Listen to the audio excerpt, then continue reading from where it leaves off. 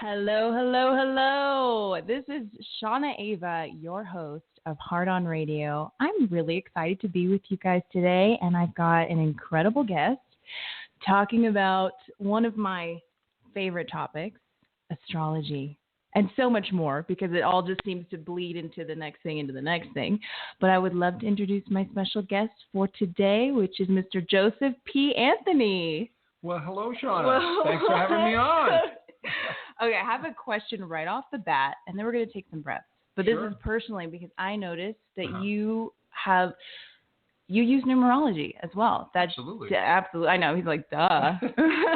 You got to use all of it. But I'm curious, in your name, when people use that kind of that letter, that middle name letter, and is Anthony your last name? Yeah, I Americanized my last name. The P stands for Peter. So it's Peter Anthony, which, was transformed from Italian Pietro Antonio, which means Peter Anthony. Oh, romantic. Yeah, exactly. Already, yeah. So did you keep that P? Did you, of the... I left the P in there on purpose. So Joseph Peter Anthony is a 9, which is a teacher, which is wisdom, So I chose that specifically. Okay, amen, because Shauna and Ava, Shauna is a 7, Sweet. Ava's a 1, that gives me an 8, and I've heard that that's that money number. There you go, it's infinity, that's right. It's the infinity. It's knowledge, it's wisdom, it's strength. I knew there was something to that. That's why I had to ask personally. Right off the bat, we're talking numerology, but we will get into astrology. And let's take a few breaths to get centered, to let go, to shake off the day. And then join us and have some fun. Shake off the sweat, too, because we're in Sedona. And it's super, super warm right now. But God bless Phoenix, because they're even warmer. So, yes. All right. So here we go. Just some deep breaths. Breathe it out.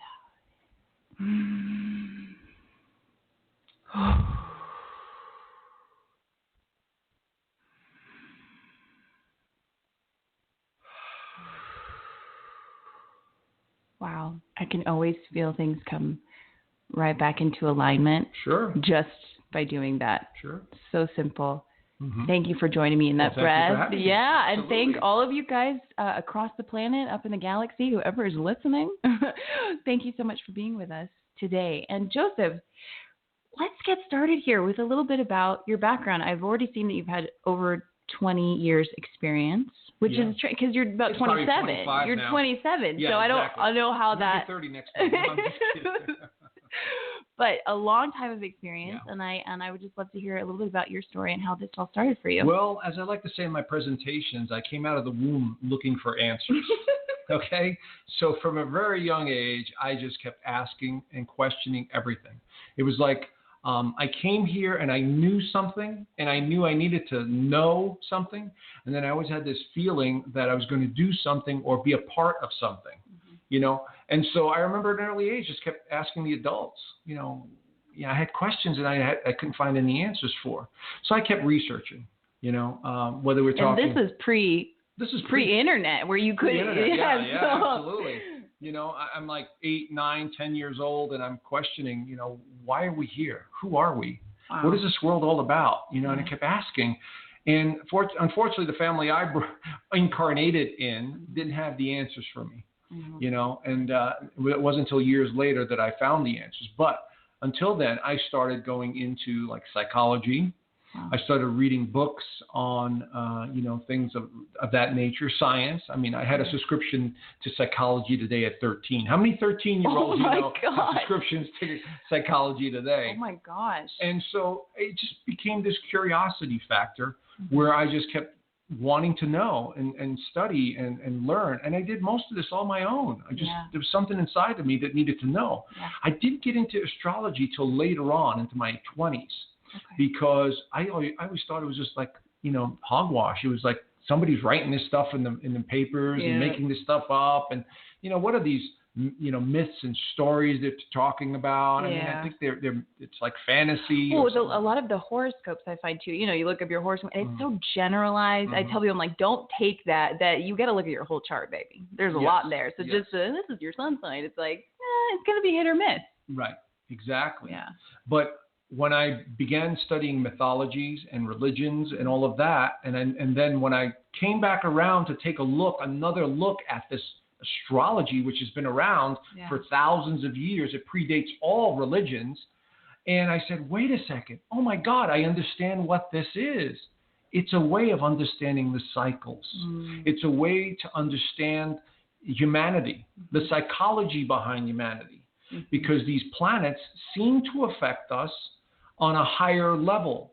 And then I started reading stuff with the ancient Egyptians, with Hermes, as above, so below. And then I started realizing, wait a second, these people knew what they were talking about. It's just us that has to relearn it again. Yeah. And so it just hit me. It just was like that light went on and said, you need to know this because it's important.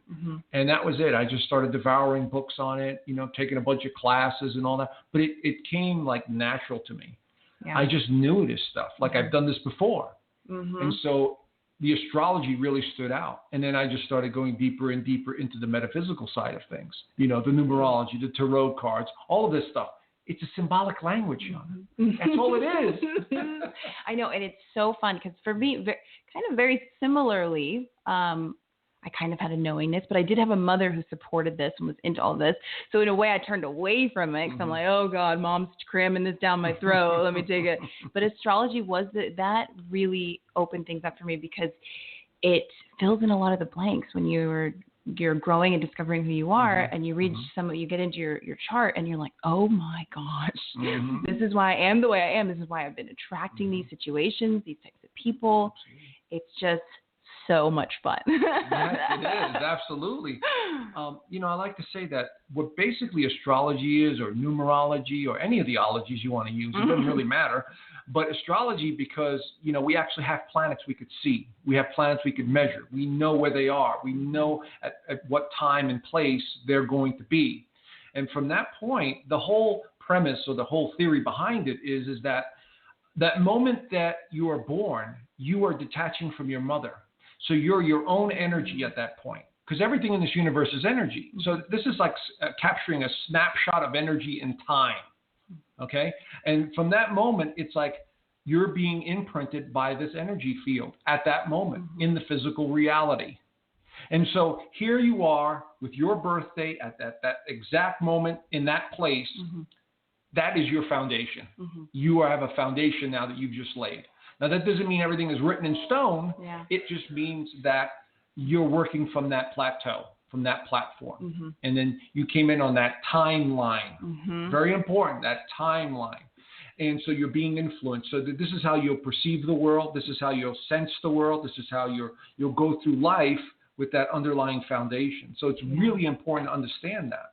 And I felt like, and chime in if you agree, I felt like as I delved deeper into it, this was a blueprint set up specifically for me to ascend and grow and learn from. So there's going to be these challenges where I go, oh my God, why do I have this exact opposition? Because I need to learn this. Exactly.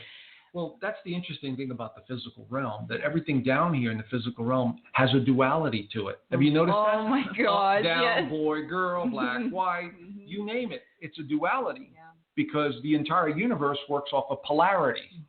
Okay, on this physical level, maybe outside the fourth physical dimension, fifth, but as you go up higher up through the dimensions, that polarity seems to go bye-bye because the light is much more overpowering than the dark, the negative side of it. So, but on this physical plane, we are literally projecting our own consciousness into this field at all times, and we're getting back how we view the world on a subconscious level. So amazing. Yes. I love how it's also interrelated. And it's like a giant puzzle. And as you put these pieces together, it's so exciting. And we're in a most exciting year and time period. I know. I can't keep up with all of the eclipses and the cycles that are going on this year are tremendous. And I know we are, numerologically speaking, in a 1 year, new beginnings, leadership, all the new. That's ego. What I call it, ego. Oh, that's right. The one, the I. Oh. Yeah. So, I mean, everything has a positive and negative charge to it. And you're right. The 1 year is about new beginnings. And what are we beginning? We're beginning to awaken. Yes. We're beginning to awaken to who we really are, our true essence, our true nature. And of course, you and I know, and your listeners probably know who we really are. And it basically comes down to this. Yeah. We are spirit energy beings in a physical body. Yep. Okay? We live multidimensionally at all times. It's just where we focus our attention. Do we focus it on the physical? Do we focus it on the fourth and fifth dimensions, the higher realms of consciousness? Do we focus on the love in our life, who we really are? You know, and so yes, the changes are tremendous this year, and they will continue. And are you feeling an accelerated wave of manifestation? I am noticing that I think it's happening. Yes. So you better watch out. Exactly.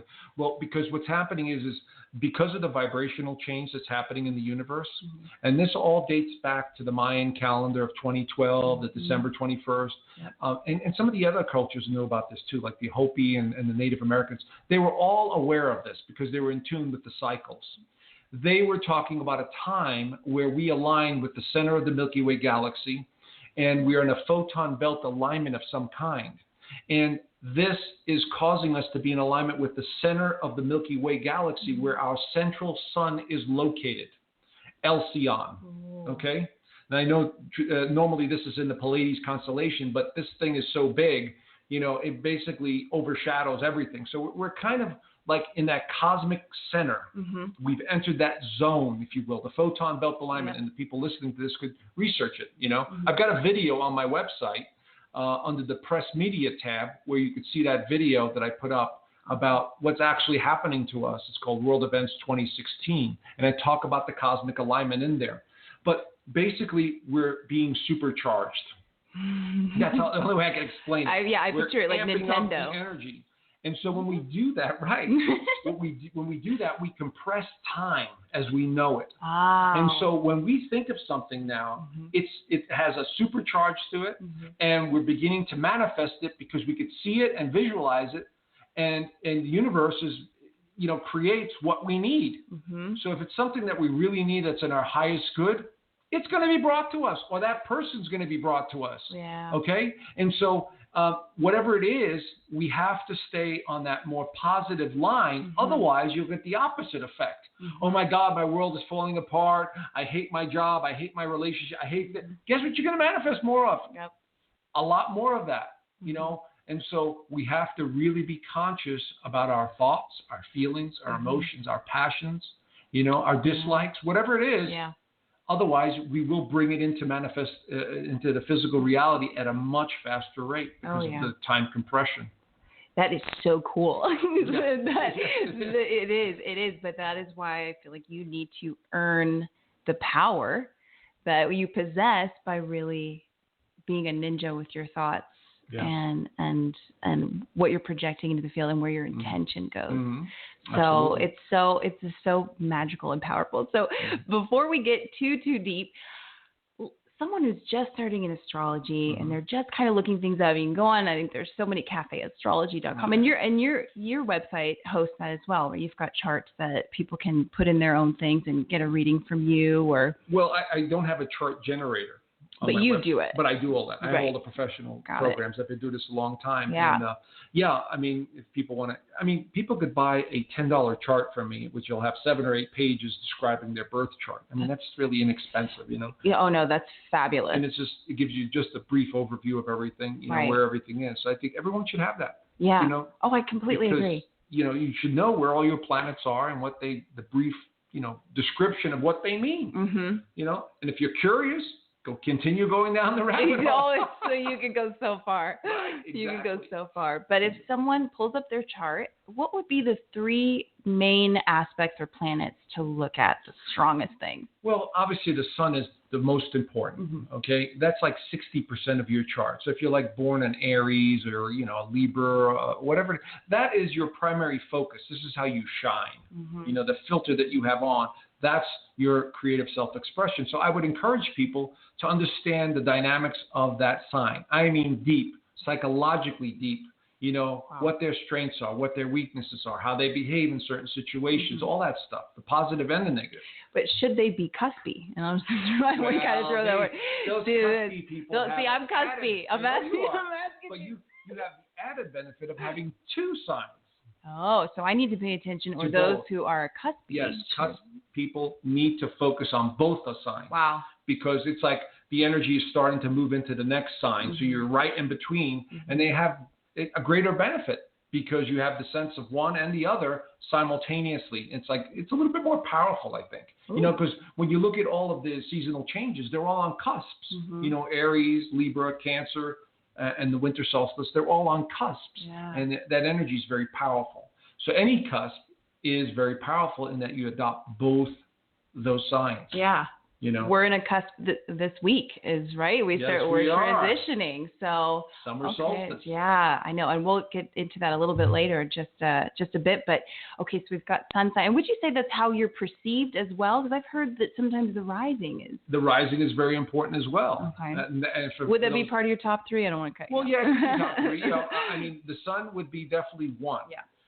And it's the basics, the rising sign, and then of course there's the moon. Those are the most powerful, but the thing is when you have alignments in your chart that are overshadowing things, like for instance, you could be born a Libra and have like 5 planets in Scorpio.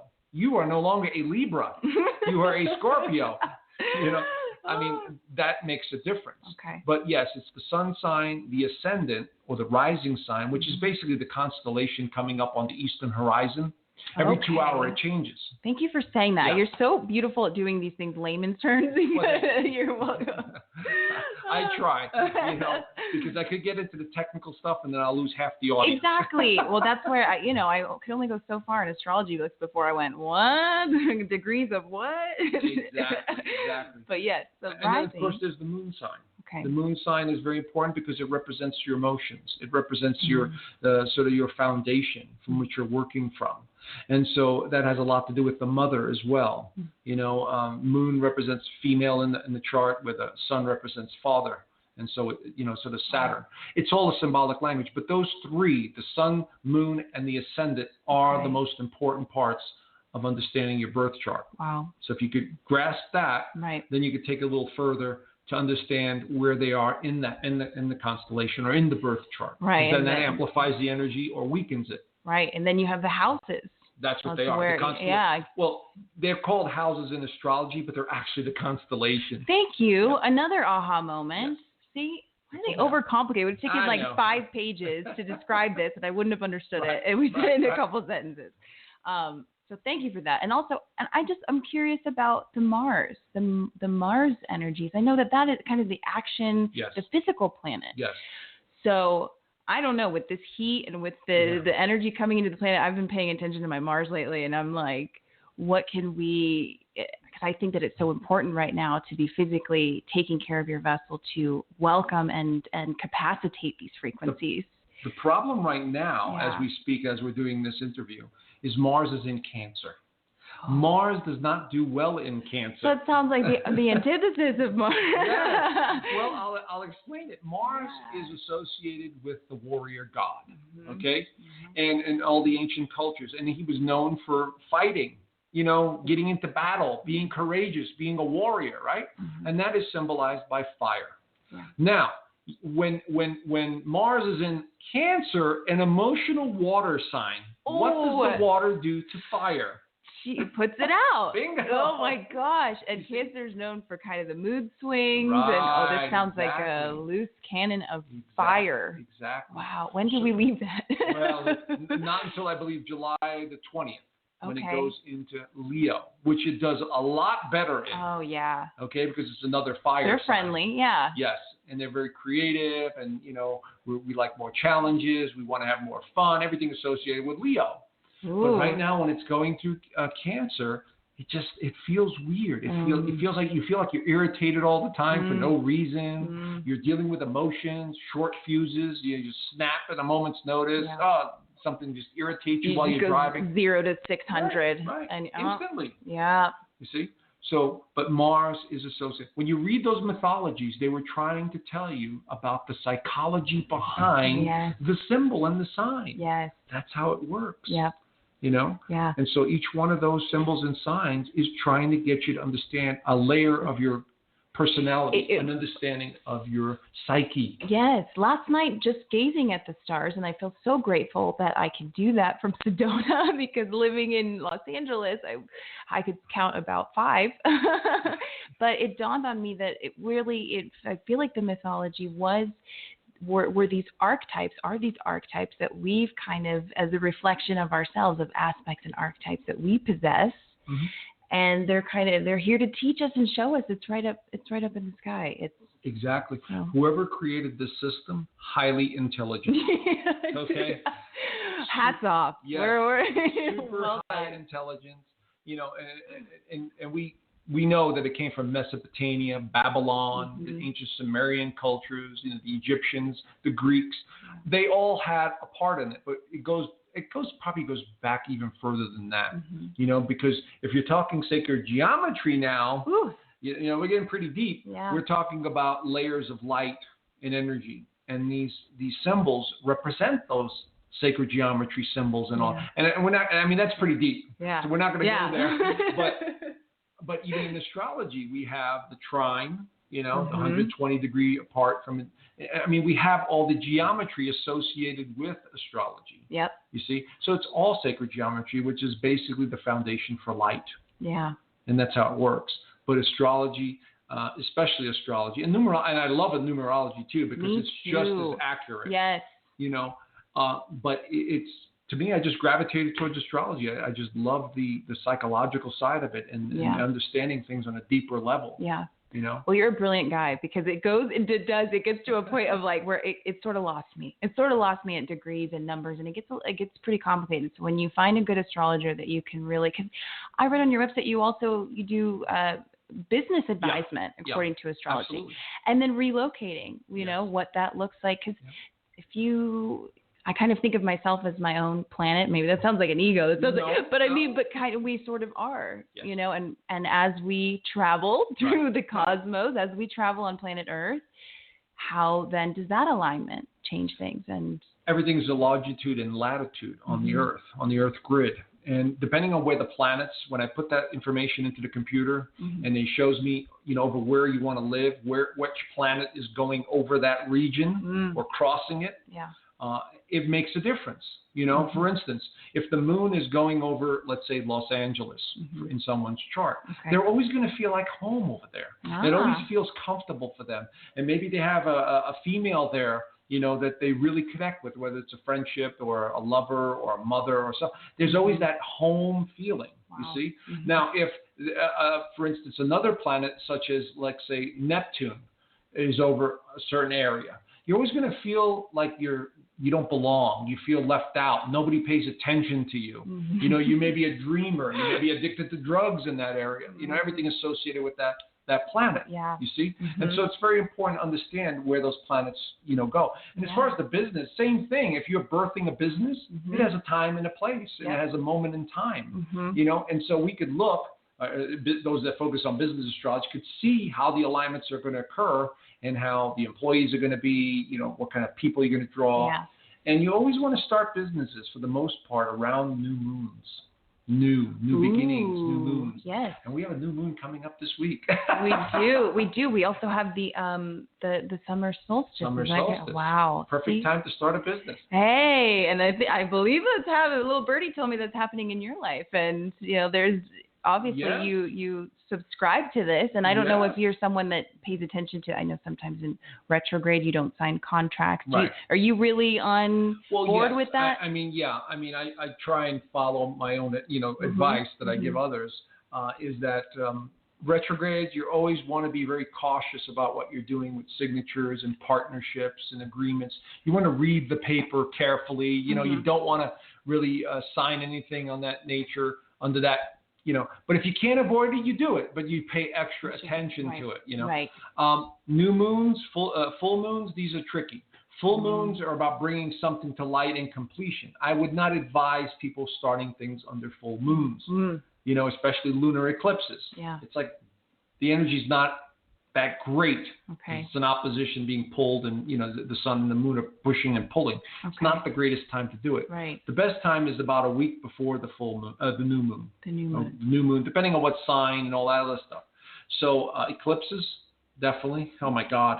So you're saying it's great to manifest around the eclipses. Under solar eclipses. Solar manifest eclipses. Things on that time. Woo, baby, let's get together. Exactly. This August, we've got a huge one coming in. Yes, we'll be able to see it. I think they said 38 years it's been last time we've seen it. We will see it all over the United States. Wow. It's going to go from, I believe, Washington, I think it's Washington all the way like into the south. Oh my gosh. Like Tennessee or something like that. So August 21st, I believe, right? That's a huge eclipse. And right on the cusp, too, the 21st. Right. That's also a cuspy area. Exactly. With that Leo going into Virgo. Right.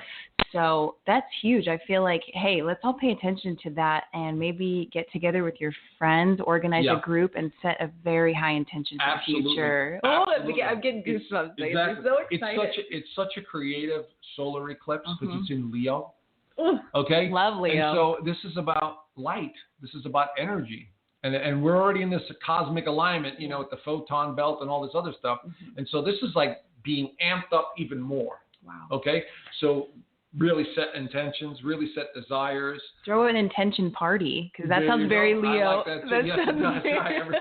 Everybody, get your crowns on, get it, very regal, Right, and I think of the Leo. It's also the kind of the teenager energy. Yes, where it is. They can be kids, playful. They're very playful. They're always playful. The lion, that playful lion energy. Exactly. And I'm going to take it back. Okay. I'm making myself giggle here. I'm going to take it back to retrogrades, because when I've looked at charts and you've seen planets that are in retrograde at the moment you were born, what does that mean a little bit? It means that you're going within the first part of your life, depending on which planet is retrograde. If it's Mercury, you're always thinking about yourself, depending on where it is. Let's say, for instance, Mercury was in Cancer. Okay. Mercury does not do well in Cancer because it's all about feelings, and Mercury's all about thinking. Yeah. And so what happens is you're constantly thinking, and when it being retrograde, you're going within, and you might be very shy, not know how to express yourself. Okay. You see? So while that planet is in retrograde all that time, it could be years before it comes out of retrograde in your progressed chart. If Mars is retrograde, you're not as aggressive. You're going within. You feel like something's wrong with you. Your drive, your determination. Wow. That's how it works. And the outer planets, half the time they're always retrograde because they're so far away from the sun. Okay. And so that is also part of it. But it's the middle planets that you want to concern yourself with when they're retrograde. Venus retrograde, Mars retrograde, and Jupiter retrograde. These planets, and even Mercury retrograde. When you look at the birth chart, how are those affecting the person? Wow. What they, the timeline they came in on. Okay. So is it safe to say if something's retrograde, maybe that's an area that you'll develop later in life a little bit more? Could be. Something. Yeah, and it could be a focus there, or it could be, depending on where it is in the birth chart, that could be a really big point. It's so exciting, because right now someone can go online, look up their chart, and see, am I retrograding somewhere? Because let me pay, pay some attention to that and start to work on that now. Sure. So that is so interesting to me, the retrograde thing, because I know things aren't actually moving backwards, but they appear that way. They do. It's like the only way we could explain it is if you're on a train, right? Okay. And there's another train aside, on side of you on another track, and you're going forward. One train starts to move forward faster, or it appears to be faster, and the other one drops back. Okay. That's the retrograde. The planet is falling back from our perspective, because all the planets are at different speeds. Yeah. Mercury being the fastest, so it's the most retrograde. Okay. About 3 or 4 times a year. Then Venus every 18 months. Then Mars every 2 years. You see. Wow. And the further away from the Earth, then it's longer. The trajectory is. Wow. So that's how it usually works. Okay. And then another kind of comes. All these questions are coming from such a personal place, but I've just recently discovered about the nodes, and we discussed this a little bit before, but how one astrologer said that she feels that this is the most important thing to look at in your chart is the North Node. Well, the North Node is, we discovered these years ago, it represents the moon when the moon crosses over the ecliptic, okay? That center sort of field where we constantly sort of cross paths, you know. And when the moon seems to go over that ecliptic at a certain time, we have these, what's pointing, the North Node and the South Node, okay? And we realize that the moon represents the past. And so the South Node represents your past, where the North Node represents what you're striving for, okay? And so if you follow the North Node, this is where you're going to find satisfaction and where you're going to find, fulfillment. But it's not easy. You know, that's what I was going to say. You have to do it. Right? You have to put the work in to make it happen. Right. It seems to be your place of challenges almost. Right. Exactly. Because that is what you're learning in this lifetime. Exactly. Oh. Exactly. And that's what the North Node represents. So do you find that to be something that is ultra important? Very important. Very important in the birth chart. We need to know where that is and how it's aspected, you know, what sign it's in, the whole 9 yards. And so, and right now we have the North Node in Leo, which is even more intense about striving for creativity, striving for more love in your life, striving for more playfulness, striving for new, creative endeavors. Yeah. That's what it represents. Wow. So, well, let's see here. I'm going to pull a card because I do every time. And I'm going to pull a card from the Ascended Masters deck. Okay. So if you bear with me for a second, I'll just go ahead and dive right into this. Now, these cards have tended to just jump out at me at this point, which I just love. I'm pulling from the Ascended Masters Oracle cards with Doreen Virtue, and I absolutely love Doreen Virtue. So shout out to her. And so I shuffled some cards for today, and I was saying, what do we need to know today on Heart on Radio? What do the people need to hear? And I just giggled to myself. We have ocean. Drink more water. So again, we're in Sedona here. It's super hot, but there's also all of these frequencies hitting the planet and that toll that it's taking on the physical suit and the vessel. So here is I feel like we interrupt this broadcast with a commercial to drink more water. But it's true. I'm just going to read a little bit about ocean here. And this card comes to you as a sign that your body is thirsty for pure water. Symptoms such as fatigue, difficulty in concentrating, irritation, and excessive hunger can actually be dehydration in disguise. Now, water helps you flush harsh energies and toxins that your sensitive body might otherwise absorb. Bless your water, and I love that. I do that here in my house. Bless your water before drinking it to give yourself a boost of positive energy. My good friend Alexander Bazone, we've had him on the show before. He has these shungite cups, and he has water in them, and he puts a little label on top that is full of sacred geometry and love and intention, and then there you go. Your body just drinks that in. But I feel that it is so important. I know it's such a simple thing, breathing, drinking water, but it's so important. Drink more water. We're in the summertime right now. We're getting these heat waves. We're experiencing some movement galactically, and the energy, the Schumann meter of the frequency that the planet is resonating at is so crazy right now. So drink some water, ladies and gents. And Ocean, and that's Oshun, is an African goddess of rivers and waters. She helps women appreciate and enjoy their feminine beauty and sensuality. Both men and women can call upon Ocean for help with their romantic life, increased attractiveness, and self-esteem, and any situation involving water or the flow of abundance. And I also want to recommend that water is such a great transmuter. So if you're processing something, if you're just not feeling quite right, jump in the pool, take a shower, take a bath. My gosh, it is so transformative to get into water. And whenever I jump in a pool, personally, I go straight into inner child mode. it takes no time before all of a sudden you're splashing around and you're giggling and you're having the best time ever.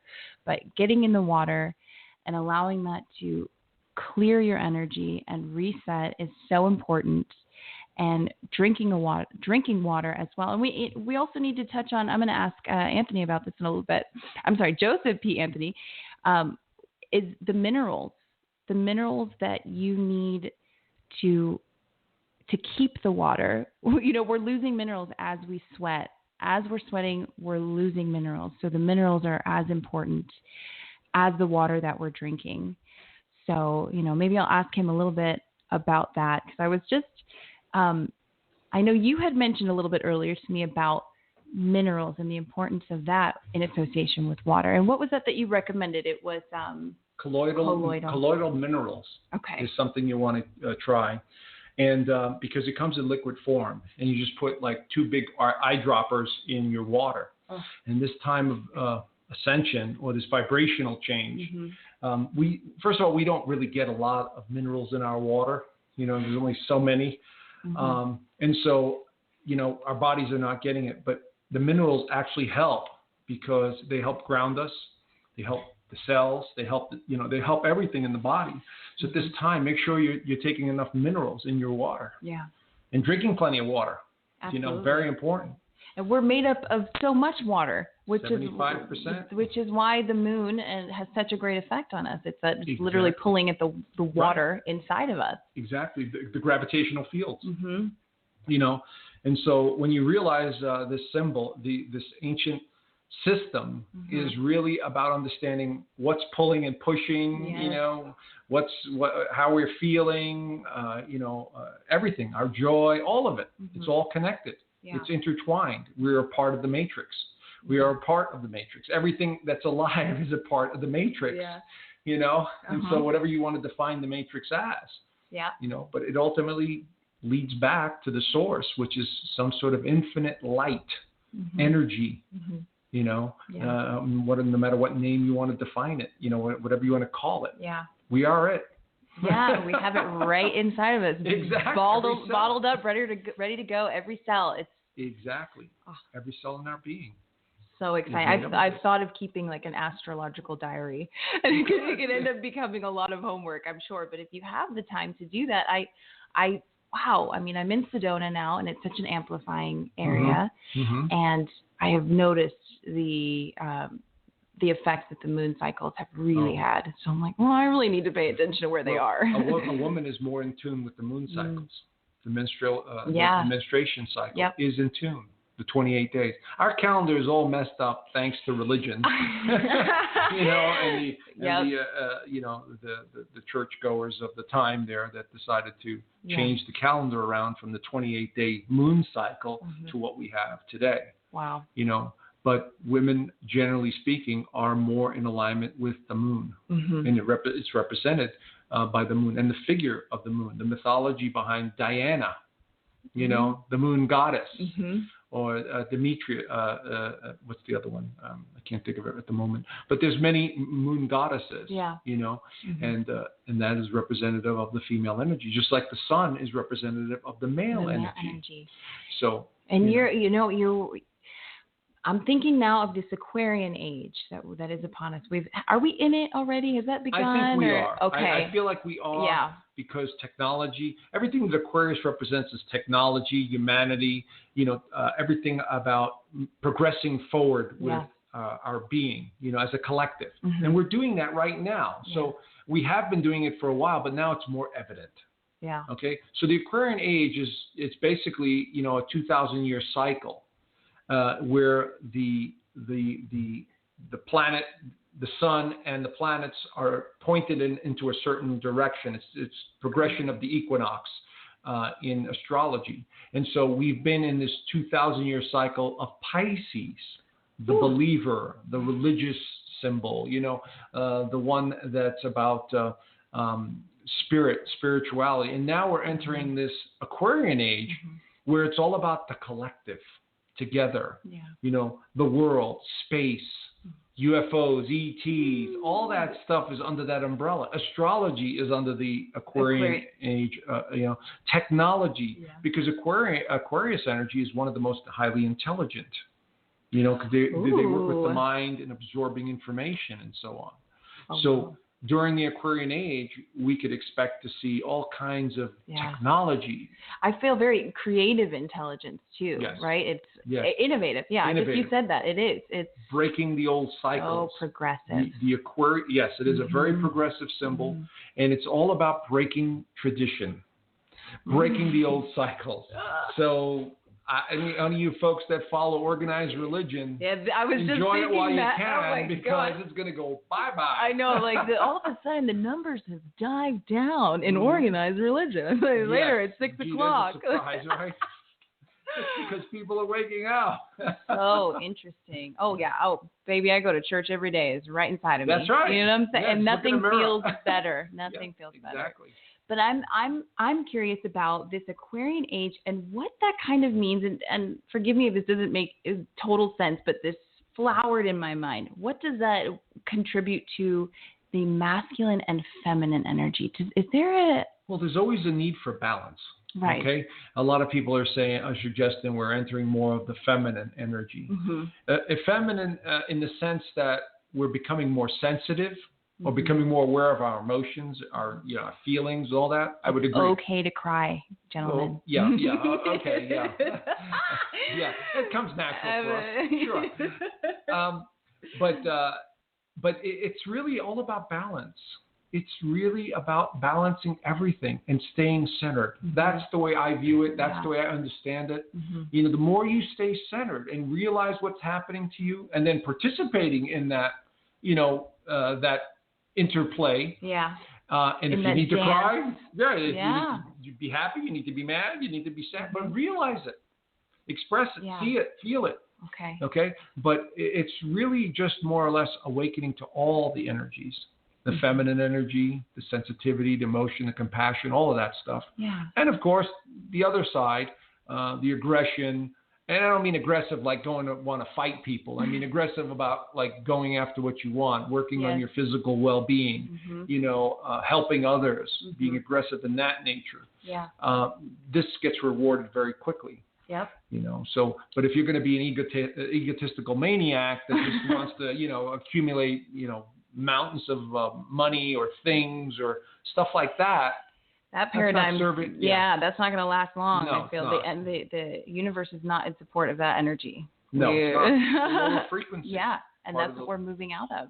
Exactly. And so, but will the Aquarian have a different effect on a man versus a woman, or if you possess? Well, here's the thing this is the interesting thing, Shauna, about the Aquarian. Aquarius is like the unusual, the strange. That's what I mean. It's a little free love. Yes. Well, notice. No, I agree. But notice some of the issues, the political issues that have, let's say in the last couple of years, this transgender stuff, the bathrooms being unisex. Yeah. I mean, this is all Aquarian age stuff. Within the Trump administration and all that went on with this, the masculine and the feminine kind of that battle there, that tug of war. You see it in society. Yeah. You can see it in society and how it manifests itself. But yes, we'll notice a lot more strangeness in human behavior. People just acting erratic. And one of the perfect examples of the Aquarian age or an Aquarius is just look at those people with the pink and orange hair or the blue hair. Or it's all rainbow hair now. Yeah. That's an Aquarius energy. That's like, I'm not going to live by society's rules. I'm going to break them. I'm going to act different. I'm going to be weird. Yep. I'm going to be different. Yep. That's the Aquarian age. No more conforming to that. That is so exciting. Yes. Who knows? Wow, I have Aquarian in my Mars, so I know that I am just, it explains a lot. Yeah. Well, that means several things. I'll give you an example. Mars is how you're aggressive, It also represents the males in your life. Okay, in a woman's chart. Interesting. Just like Venus represents the type of females in a man's chart. In other words, what they draw to them. Right. Mars in Aquarius likes someone who's cerebral, like someone who's different, like someone who's unusual, someone who's a little strange, a little quirky, And when it comes to aggression, you're stimulated by the mind and the unusual, the strange, the UFOs, the ETs, human nature, all of that stuff. Hello, right exactly. here. Right. Airing out my laundry right here. But it's true, and it's interesting that I feel like I used to attract a certain. I always have. I'm a Libra, Scorpio cusp. I had these Leos that were just attracted to me, and then it changed, and it became Pisces. Pisces. But it is that's why I know that Mars energy is important to look at too, and I've never heard it explained that way. So thank you. That it is the male energy that you are attracting into you're interested in. If you're female, right? And then vice versa. Right. And the Venus is more of the feminine. The feminine energy, and depending on where that is, that's the type of females you'll attract. Or what you enjoy doing, because Venus is associated with enjoyment. Yes. The pleasure of the senses, and the romance and partnerships of all kinds. So wherever that is, that's the type of person you're drawn to as well. Yeah. You see. So again, symbolic language. Yeah, and how does I know there's this talk of a 13th planet, and we don't have too much time. But if we could, is there anything that you want to contribute to this extra planet and where it exists? It's not really an extra planet. I know, we've known about it for a long time. Okay, Ophiuchus, sandwiched in between Scorpio and Capricorn, really near Sagittarius. Yeah. The problem is the reason we did 12 signs, from what I understand, is if we decided to use Ophiuchus, which is in the center of the Milky Way galaxy, by the way. I find that very interesting. Wow. It's the man with the snake wrapped around him. Wow. Is if we use Ophiuchus, Scorpio would only have 6 days.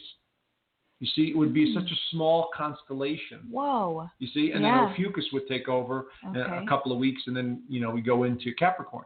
So they decided, whoever they are, those ancient wisdom, astrologers there, decided to break them into 12 equal parts. Okay. And that's nothing new. We know about that 13th planet. Okay. But we never really incorporated it. And you can, if that's the system you want to use, you can. Remember, it's just a symbolic system for understanding the cycles. Right. But that's why I was intrigued by people who are born right in that area. How does that affect them? Do they even, am I Scorpio? Am I this? Am I that? Exactly. But then, like I said, only 6 days. You only have 6 days of Scorpio. Okay. Do you incorporate that in your work? No. But I know what it is, and I know what it represents, and so on. And if you want to understand the mythology, just look it up. What's the mythology behind Ophiuchus? Yeah. And just looking at the man with the snake, can kind of give you an idea. You're wrestling a snake. You're wrestling an inner demon of some kind. And so Kundalini energy too. I think of that rising, that Kundalini. And that's where it seems that there is the most power, and that's what we're aligning to right now with this 2012 stuff. We're in that cosmic center. Yep. And notice the energy shift. Yeah. Notice how it feels. Oh, yeah. Yeah. I am paying Hey, if you're not in touch, baby, I invite you to come to Sedona, because this is like an amplifier. So I at some point I had to just go on a hike and run into the woods, because I was so sensitive to everything, and you could really feel it. And that's why I was mentioning earlier, hop in some water, drink more water. It's such a good transmuter. Whew, absolutely. Baby. Absolutely. So on that note, just to wrap up here, gosh, time just flew. I love this topic, and thank you again for being here. Thank you for having me on. Yeah, and so I'm sure, again, I'd love to have you at some point. But let's look at, so here we are kind of smack in the middle of the year, just about, and what can we expect from the the rest of the year? And then this week we've got this the summer solstice. So if you could just touch a little bit on that. What we see coming as astrologers, and I can only speak for myself, but we have a lot more change coming. And when I say the only constant in the universe, the only constant right now is change. Adapt. Please adapt. That's all I can tell you. Don't be set in your ways and think this is the only way it's going to happen. But this energy that's coming in will continue. The real big news is the solar eclipse and the lunar eclipse. There's a lunar eclipse on the 7th of August, which is in Aquarius. So lunar and solar in August. Wow. Hey, okay. Leos, it's really your time to shine. Yes, Aquarians and Leos. Wow. There's a lot of energy for both of them. Wow. But right now we're entering the summer solstice, which is the highest point in the year where we have the most sunlight coming in. And from this point forward into the fall, there's intense energy coming in. Astrologically, more intense than we've had. We're in it right now, Wow. and it'll probably stay like this Okay. vibration for a while. I would say the next 2 months, at least until the end of August, and then it probably slows down a little bit. When it's not as intense, and then there's another big shift in October. At the beginning of October, it appears to be another shift coming in, not as intense, but it's like a beginning of something new. And this could affect us financially. This could affect the Earth, the gravitational fields of the Earth, because we notice the weather patterns. They're so different now. Oh my gosh. Yep. And so this is part of it. But really what's changing is us. Our perception of reality is changing. And so we have to learn to adapt and always remember who you are. As I said, don't worry so much about the small things that you can't control. Just do the best you can. And so astrologically speaking, we see this month being very important, July being very important. There's some major alignments coming in July. Wow. We also have, at the end of July, we have like 5 planets in Leo. Wow. Including the North Node, which is really... we need to shine. We need to get out there and do more creativity. We be more, have more fun, be more loving and stuff like that. And it's setting us up for the eclipses in August. Yeah. So I'd say July and August are 2 of the most intense months on many levels. Whether it's high vibrational energy, whether it's happiness and euphoria, or whether it's just feeling tired from all this heavy energy. Right. So extra important then to set the intention of positive things we've got. Sure. And rest. This is the message I've gotten at times, that when the energy is so heavy, you need to rest. You can't fight it. Your physical body is not used to this higher frequency. Yeah. And so you need to rest. And I'm not talking about sleep all day. I'm talking about whatever you need. An hour nap, sit down, lay down, let the blood and the minerals go back and forth through your body, whatever it takes. But make no mistake about it, this is a very intense time right now and a passionate time. Yeah. And this is a time to really change the frequency. Yeah. That's basically, you change the frequency. Yeah. And with the Leo, I also feel a lot of self-love and self-care, right? Leo represents love, represents the essence. Yeah. And so absolutely get in touch with more love in your life. Whether it's walking through nature and just being a part of that, being around people you care about, being around your children, because Leo represents children. That's right. And so get involved in these areas and really just feel it and live in the moment. Yeah. Because the moments are moving fast. They are. They're moving so fast. Speaking of which, so we just have a couple minutes, but so we've got this week, I think is it Wednesday? We've got the solar, the summer solstice. The summer solstice. That is Wednesday, right? Yeah. I'm forgetting my days. It's the 20th to the 21st. Okay. And I write a newsletter each month, and I do videos each month as well, about the new moon. And I'm going to do one coming up soon. Yes, I'm going to encourage everyone to check out Joseph P. Anthony on YouTube. You have some awesome videos there. Yeah. And very nice bite-sized things. I try not to make complicated long videos because, let's face it, you just go cross-eyed. And then just like, but if they go to my website, planetswithin.com, all the links for the social media tabs are at the top. So Perfect. Just click on it and it'll take you to my YouTube videos. Easy breezy. Okay. Yeah. Cool. So did you say you were going to post something about that? Yeah, every month I do a new moon video outlook. As a matter of fact, I think I'm going to focus on this Thursday and do that video and put it up and talk about what this means. Okay. Because it is very important. Like I said at the beginning, the equinoxes are extremely important because they are transitions. They're big-time transitions. So this is a big transition because we have more sunlight coming in at any given time of the year. Yeah. And so from this point forward, we start losing light, as we go into the winter solstice. Right. So enjoy the sunlight while we have it. Yeah, I know. So do you have a little bit of a ceremony or something that you do in important astrological times like that? Oh, sure. I mean, I would literally set an intention. And me, I like to keep things simple. I don't need any major ceremonies. Maybe I'll light a few scented candles. Exactly right. No, none of that. That's not me. I'm sorry. But I would maybe light a candle and use crystals. Absolutely use the crystals. Do you have a favorite? I know you have one. I have a whole bunch. Yeah, I carry one. I have amethyst in my pocket. Amethyst, yep. whatever you feel comfortable with. Whatever you're drawn to. Right. And it doesn't have to be, the thing is, it doesn't have to be long, drawn-out ceremonies. No. 5-10 minutes. If that works for you, great. Yeah. If you want to do an hour, great. But a little ceremony that just gets back to center and realizes who you are. And I meditate all the time, and I just say to myself, I'm so grateful for everything in my life. I realize I am a spiritual being having this human experience. Yeah. You know, I'll do the best I can. Everything will work itself out. And if there's something you want to manifest, you add on to that. You know, universe, bring me the people that I need to be involved with, or bring me the resources that I need, or bring me the people I need to help, or whatever it is, you know. Yeah. And that's what you do. Yeah. You set that intention there. And so the more you could set an intention for love and vibration of love, the happier you are. Yeah. So I say set that intention. Yes. So I would like to invite everyone to, let's do this summer solstice. Let us all add on to our intention list a collective intention for love and harmony and peace and awesomeness for our future here, right? So let's all do that. I like that. High five just to seal it. To seal the deal.